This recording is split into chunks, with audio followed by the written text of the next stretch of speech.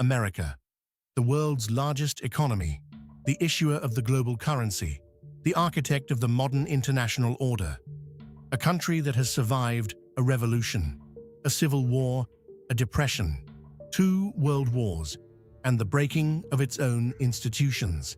A civilization-scale experiment still unfinished.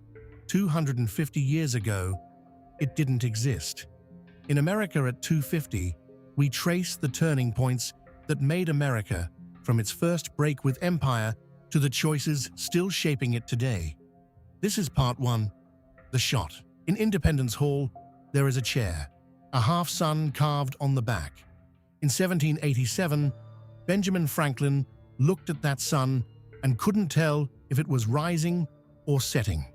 The day they signed the Constitution, he said, "Rising." 251 years ago last month, on a Massachusetts green at dawn, Captain John Parker told his men, "If they mean to have a war, let it begin here." Dawn, April 19th, 1775.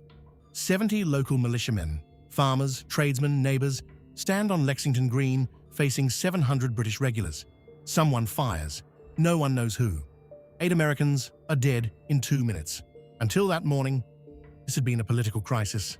Taxes, petitions, boycotts, a massacre, the Tea Party. But after Lexington, the argument had a body count. The British marched onto Concord to seize colonial weapons. The militia was waiting. By dusk, the British column was staggering back to Boston under fire from fields, fences, and stone walls. 73 British soldiers were dead, 174 wounded. The empire was bleeding. 15 months later, the colonies declared independence. 6 years later, they won at Yorktown. But winning the war did not create a country. The first government barely worked. Congress could not reliably tax. The states fought with each other. Veterans went unpaid. Farmers rose in rebellion in Massachusetts.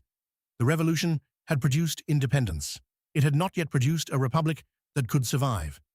So in 1787, the men who had broken from Britain gathered again in Philadelphia. They came because the first attempt was failing. The Constitution was not a victory lap. It was a repair. A Bill of Rights had to be added before Americans would trust it.